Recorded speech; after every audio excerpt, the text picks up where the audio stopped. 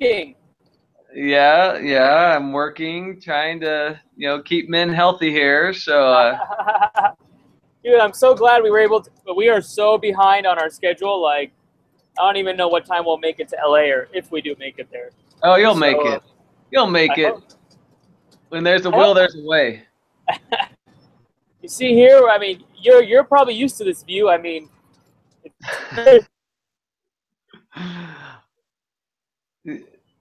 Yeah, so it's a rough drive there through the Midwest. I see you went through Iowa, where I went to medical school, but you yeah. avoided Nebraska, which is my home state. So come on, next Ah, year you got to go through Nebraska.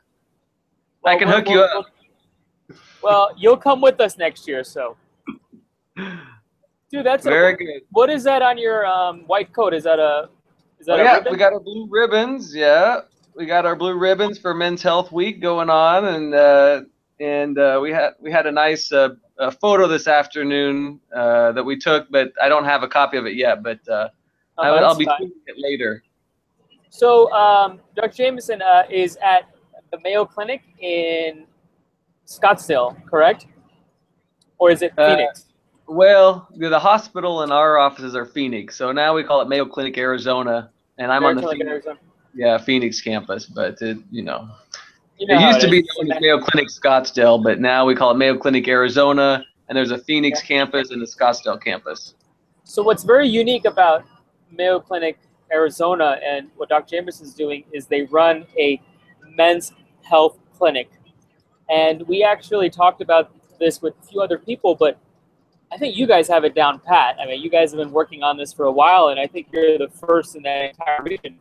Talk about this clinic. Yeah, yeah. Our connections are a little loose, but I think you're.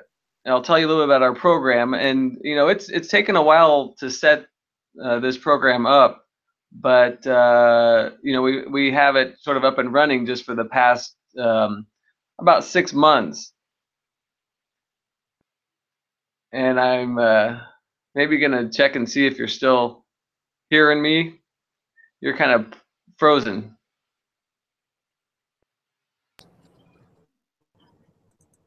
Oh, there you go. Can you hear me? Yeah. Okay, I don't know what happened, but go ahead. Sorry, man. We didn't hear anything you said. I think it's my internet, so sorry about that. Yeah, no problem. That's what I was trying to figure out. When you freeze, that means that you probably can't hear me. But I kind of figured that out. Yeah, so we've had our program about 6 months. It took about a couple of years to get people coordinated, to get it streamlined at a institution like Mayo Clinic, and it really sort of developed between urology and cardiology and endocrinology. We're sort of the main players that are part of our program.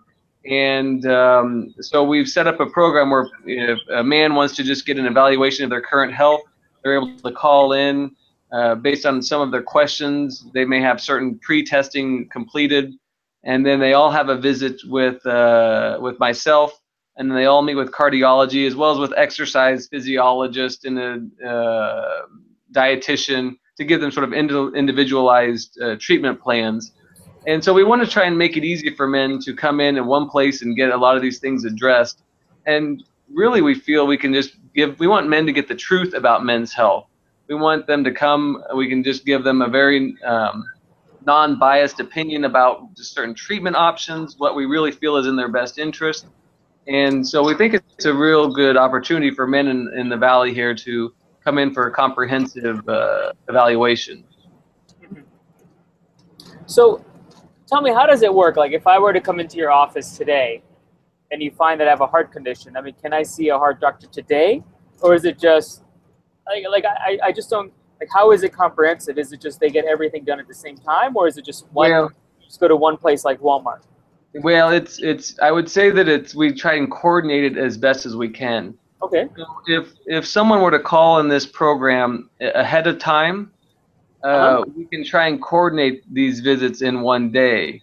But sometimes, depending on the amount of testing that's required based on the answers that they give on their screen, it may the logistics have to be sorted out, because one is the logistics because our Scottsdale campus is where the cardiology visits are, and then the Phoenix campus is here. So that's it's about 30-minute drive. So sometimes we can do it all in one day. But now, as far as just adding it on that same day, that's not as easy to do. So we really try and screen. There's a screening process. So ahead of time, we have these appointments set up. Oh, All of them will meet with the okay, cardiologist no matter what. Everyone that comes to the program will have an assessment from the cardiologist and the urologist. Oh, that's cool. The endocrinologist will just depend on their questions and if they have diabetes or a history. So everyone is meeting with cardiology and myself and urology who calls in. So it's actually a pretty cool program. I went through the heart health part. So the heart health program here at Mayo Clinic is integrated into our men's health clinic. And so I actually went through the heart health program myself a few months ago. And you think we're doctors, that we have a good idea and we're men's health experts, but literally going through this program, especially with regards to meeting with our exercise physiologist, who is a great guy, has done a lot of research on exercise physiology and aspects of lifestyle changes and how they can interview people to motivate them with certain follow-up techniques and things that I wasn't aware of. Particularly for my own health, I have very poor flexibility. And so all the testing that you did for me, I was in the very low percentiles. So as we get older, we have to be able to maintain our flexibility to remain independent. And so this is even an area that I'm now focusing more on, through either regular stretching exercises. Some people will use yoga. But I think that we don't realize our bodies will become more stiff, and the older we get, the more help we're going to need to remain independent and agile. So are you stretching more now that you discovered all this stuff? I'm trying. You definitely do well for the first few months, just like any patient. You do well, and then things travel off, and then you have weeks like this that get even me motivated about my own health. Yeah. So I can tell you this week I've done my workouts every day. I'm doing well this week. So it's good just to have, these events so that we can make habits that aren't just this week. Obviously, it needs to be more than just this week. I know one of your posts say this isn't just Men's Health Month and week. It really needs to be a constant year-round. Wow, I was part of a tweet chat today with Everyday Health. Wow, you actually read my tweets. That's awesome. Oh yeah. No, I've been reading. I've been trying to get on. I've been reading your tweets, and I've seen some of the videos. I love some of the karaoke moments that are occurring. So I'm seeing some real talent, I think. Oh man. So tell me, you yourself are a physician, and you've had some difficulties getting motivated. So what can we do as physicians and males to motivate men to take better care of themselves?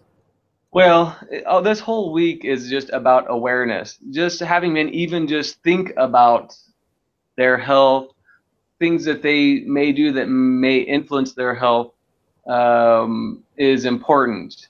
I wanted to tell you about a patient who I just saw this past week. I don't want to try to change the subject, but this is just an example about. I mean, this is really serious for a lot of men. I had a patient who was 65, very healthy, and very active. He was running, 10 miles 3 times a week, participates in competitions. This guy was the epitome of what looks like health. And he started to have some urination issues that eventually just prompted him to finally see a physician that he hadn't seen a physician in years. And they ended up getting a PSA test, and it was 300. Wow. So he came to me, and I examined him, and his prostate was firm, very suspicious for prostate cancer. And we did a biopsy, and he has very aggressive prostate cancer. I've talked with this gentleman a lot because this was obviously such a big event for him because he's been so healthy, no other medical problems. And I wanted to just understand where he was coming from about this. And he's like, Dr. Jameson, I am so healthy. I never had any medical problems. I really felt invincible. I never would see doctors because I just was in such good shape compared to my friends. And so and so he kind of learned about how sometimes even when you feel great, some things can happen. And so I asked him, well, what would you recommend to people, other men, if you were age 50 or younger? And he's like, I definitely think men need to see the doctors no matter what, even if they are healthy, feel healthy, and even if they are very active. Things like this just happen, and so just an awareness. This was a smart professional man who was very active that just got burned by not seeing the doctor. So it really this is actually quite serious for potentially for a lot of men. I mean, it's obviously seriously for everyone, but this was just one example that really hit home to me that just occurred last week. So getting an awareness of men to just think about their health, that they may be able to be helped even if they feel like they're doing a good job. At least come in and discuss with your doctor what the options are with regards to certain preventative options. The communication is where we have to just keep talking to men. Well, on the Twitter chat today, there was some good points about communication and how couples that communicate do better. It doesn't have, it can be friends or bros or sisters or whatever it is. Communicate about your health, and I think that is very important. I agree with you that that guy would have probably gotten saved if he got his appropriate screening. But when is the right time to start screening? Is it 50? Well, is it 40? Is it 30? What do you recommend? It's a very loaded question. You'll get a lot of variable opinions. I personally sort of follow the NCCN guidelines, which recommend a baseline PSA at age 45, and then depending on what that level, if it's less than 0.7, then you can then wait until age 50 to then check it again. I mean, it really we're learning more that baseline PSAs in the 40s and early 50s can be predictive of troubles down the road. So we may not need to screen everyone every year for their entire lives. We need to do it more in an efficient, a meaningful way. So I really believe that the younger men are the ones that really can benefit to figuring out who needs to be watched closely or who doesn't need to be watched. So that's a strategy that I take, is really what is recommended by the NCCN guidelines. And then starting at age 50, depending on what their levels were before, I think each patient you have to have a conversation and individualize what was their PSA, where are the trends. It's not the greatest test, but I'm not ready to go back to how it was before PSA, where the majority of men presented with metastatic disease. Mm-hmm. Cool. Well, so you mentioned PSA screening. Now, what about just screening overall, like men in general? What we usually tell people, you should go at least once a year. It doesn't matter what age you are. If you're 20, 30, 40, 50, at least go see a healthcare professional once a year. They will talk to you. They'll assess your risk factors. And then they will decide whether, great, nothing to do, or if you need lab work, or if you need to do examinations. Like, going once a year to a physician, young men may learn about testicular exams, doing them once a month, and then preventing testicular cancer. If there's a really significant cardiac history, then they may see that, oh, this guy has high cholesterol. We had a young guy who was 25 years old who's on the team with us, who got his blood checked after the drive last year, and his cholesterol was up the roof, out of super normal range. And so now he's changed his diet. He's actually on medication, and he's like in his 20s. I mean, he would have never discovered it if he hadn't gone and seen a physician. So I think it doesn't matter how old you are, how young you are, you should go see a physician. Wouldn't you agree? I definitely agree with that. I mean, certainly the AUA has a men's health checklist that's on the AUA website, and if you look at that, it even starting at age I think 18. Recommending regular visits. Now, they're with regards to blood tests. If you have risk factors for cardiovascular disease or lipids in your family, then certainly getting blood draw at age 20, and then maybe every 5 years if it's normal.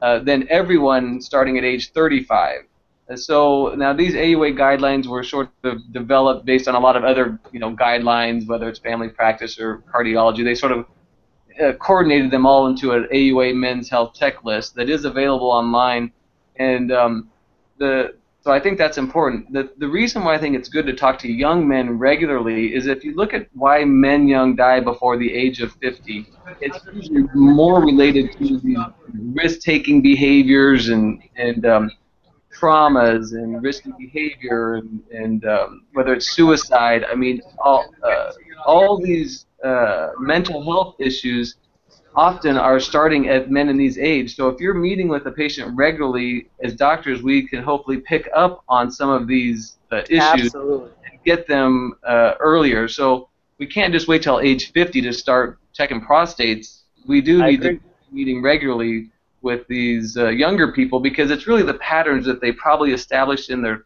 20s and 30s that would be beneficial late in life. Imagine if we can just get men in their 20s and 30s to realize how diet and exercise can help prevent erectile dysfunction, how if we get their patterns set at an earlier age, we won't have as much work to do at age 50 when they sometimes do get to our clinic when they're having urination problems.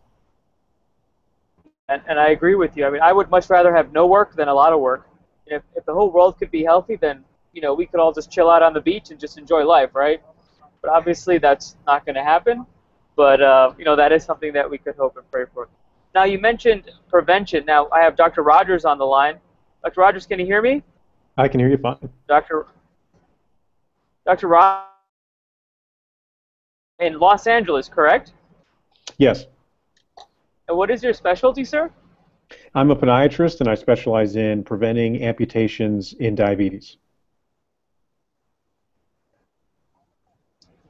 Yes, so, diabetic, so, I mean, you mentioned erectile dysfunction, Dr. Jameson. Erectile dysfunction is directly linked with diabetes and directly linked with high blood pressure.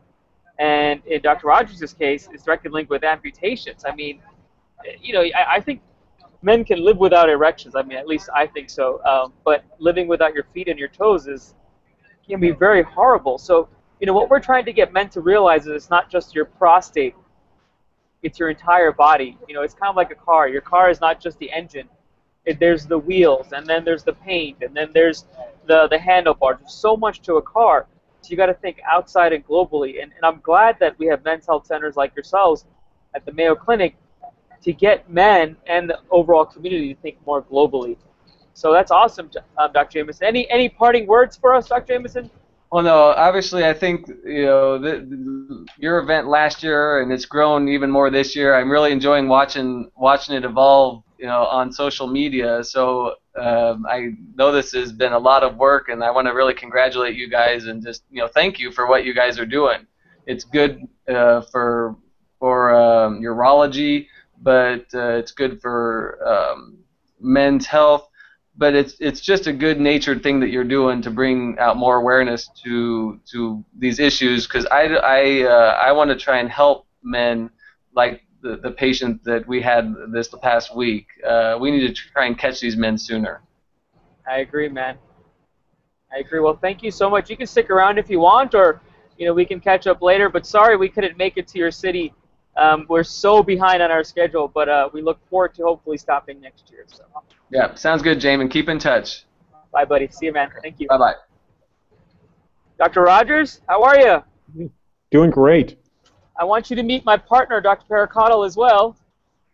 Hello, how you doing? We're in the RV right now, and we're just roaming around. I have no clue where we are, but I'm so glad that we were able to get in touch with you and get you on our to talk about a little bit about what you do and a little bit about men's health and how it's related to your practice. So you were mentioning you're a podiatrist, a foot and ankle surgeon, and you do a lot of you try to prevent amputations.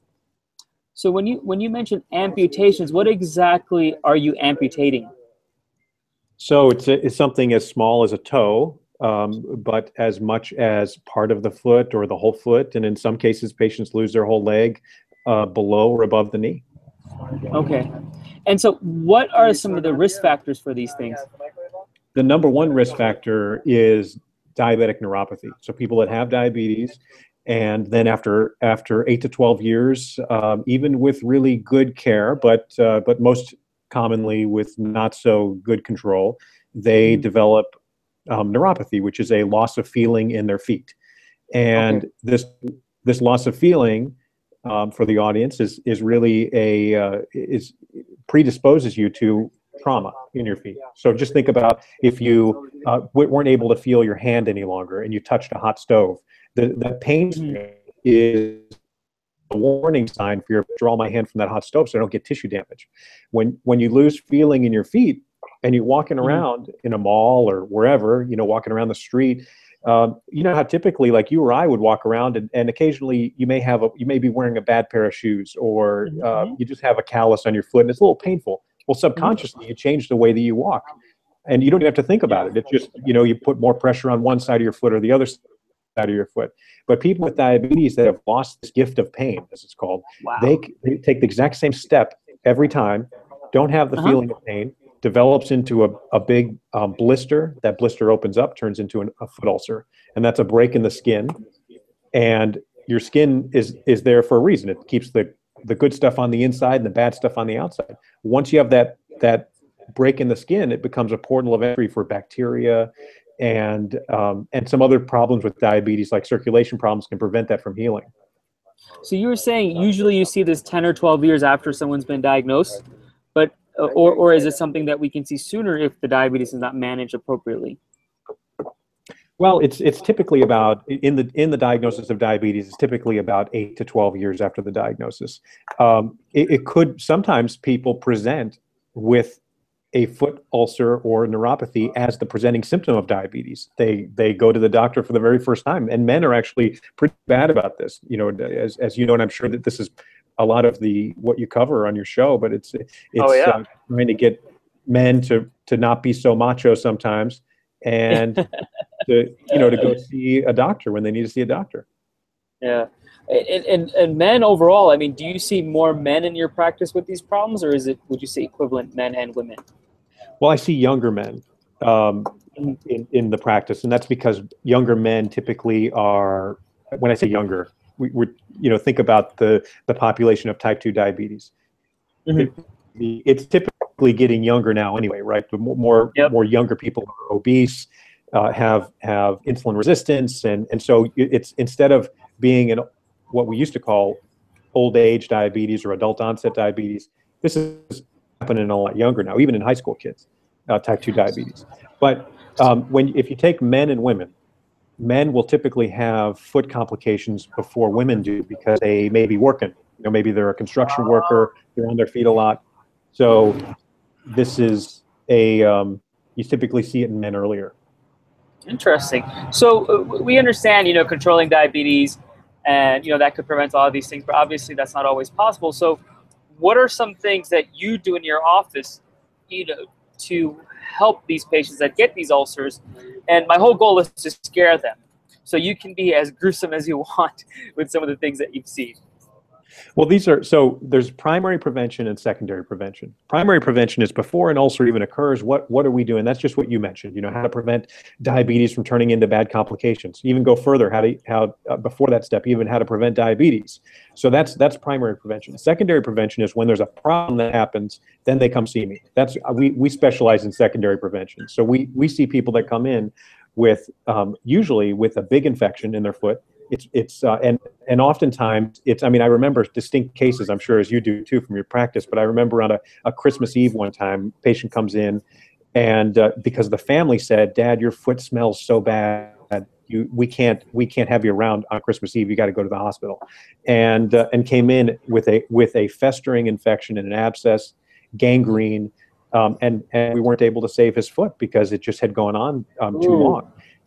Now the interesting thing is that in diabetes, there's also a suppression of your immune system. Just like, I try to tell patients, it's similar to HIV, where the immune system is suppressed. Diabetes, because of the high blood sugar, it suppresses the white blood cells, and so they don't mount as big of a response to an infection. And these infections can travel rapidly. So you can take somebody with a foot ulcer that gets an infection, and in a matter of days, they're losing their leg at the operating. Wow. So that's why it's so important to act as fast as possible. Oh, wow. That's crazy. So what are these? So you mentioned some immunotherapy things now. We actually use some stuff that kind of gets the immune system revved up in there. I think you guys use that stuff as well, right? Well, we can use CGSF actually, Okay. and it's that's one way to boost the immune system. And there's been a couple of studies about preventing amputations, but there's not, we haven't done any studies on other, aside from antibiotics and incision and drainage and other things, on preventing amputations from boosting the immune system in response to an infection. Although this is certainly a population that requires it. Now, what about using like things like AmnioFix and stuff? Like, when would you use that? So we typically use Epifix, which is the version Epifix. It's same company, MiMedx in Atlanta, Georgia. They create this tissue made out of placenta and the amniotic tissue, and we can use it not really for infection. This is the important thing, is having a stepwise approach to somebody that comes in almost about to lose their leg, and then you go through this process. And you get them to the point where you have a nice, clean, healthy wound, and you need to get this wound healed. I mean, no man or woman wants to be hanging around forever with a wound that's not healing. I mean, you truly feel like, what's wrong with my body that this thing can't heal? It's a break in your skin. When you're younger, these things just heal. And so what we have to do is we have to put growth factors on them. And the great thing about Epifix is that it contains about 80 different proteins and growth factors. It helps to kind of like charge the body so that it can heal the wound a lot faster. So we use this frequently in the operating room and in the clinic. It's been a big help to our practice. Wow, so that's fantastic. So in terms of how long do some of these things take to heal? I'll just give you the estimate. If you just follow the standard of care, of care in 12 weeks, only 30% of them are healed. That's 12 weeks? 12 weeks. My God. So that's why we use things like Epifix and other treatments in order to make that happen a lot faster. It really takes a toll on not only the patient. Thinking about 12 weeks, I mean, these people are going 16, 20 weeks, sometimes a year before this thing heals. Wow. Imagine changing your life for an entire year. That may have effect on your job, definitely on your family. You may not feel if you have had surgery, So this is why it's so important to come in as early as possible. Wow, that's intense. So, so top 3 things that you want to tell men out there right now about their health. Like it can be about your specialty or just in general to kind of get them motivated. Number 1. Yeah, so I think that, and being a man, I know this is true. You tend to seek help later because you're always, your whole life things things have just gotten better, right? You go through your life and hey, if I just wait a little bit longer, I'm sure this will go away. And most of the time, that happens. But when you're dealing with diabetes, it's no joke. And diabetes makes any other disease 10 times worse. Anything that you get, whether, like you said, erectile dysfunction oftentimes will bring somebody into the doctor's office because that impairs their other activities. And so that's a good key to start treating the other complications of diabetes and preventing them. So that's number 1 for men, just in general, with our psychology. Number 2, let's with diabetic foot ulcers, the one of the most important things we can do is to change the footwear that people are wearing so that it takes the pressure off of certain spots on their feet. And you need an exam to have that happen. And so we can get back to work, we can get back to play, all the things that you want to do, but all you have to do is get the footwear changed so that we take pressure off certain areas, and that will keep us from ulcerating. And then number 3 is, I think, really is diet. And it's hard. I know I mean, I can just tell from seeing you travel a lot, just like I do. It's drinking your water, doing all this stuff, but it's hard to maintain. When I say diet, I don't mean like calorie restriction or anything like that. I just mean like living a healthy lifestyle and eating a good diet. It's hard. And especially if you're a man and you're at work, if you do a lot of tough work, you're going to have higher calorie requirements. But maybe you have a more sedentary job, like a lot of other people nowadays, and it's hard to eat healthy in that environment. So that's why it's important to read magazines, to get information, good advice from dietitian, and adjust your lifestyle for the rest of your life. Well, that's fantastic. Well, thank you so much for joining us today, and we'll be in LA actually late tonight if we make it, and then we'll be at USC tomorrow. I think it's 2 to 4. So if you're free, just come on by if you're in town. Otherwise, we really appreciate you taking the time out of your busy schedule to talk to us and talk to all of our men today. And you can always follow us on driveformentalhealth.com. We're very close to finishing our 6,000-mile journey, thank God. And we're so happy that you were part of that journey with us. So thank you, Dr. Rogers. Hey, thanks, and keep up the good work. Thank you, buddy. We'll see you, man. Thank you. Okay, bye.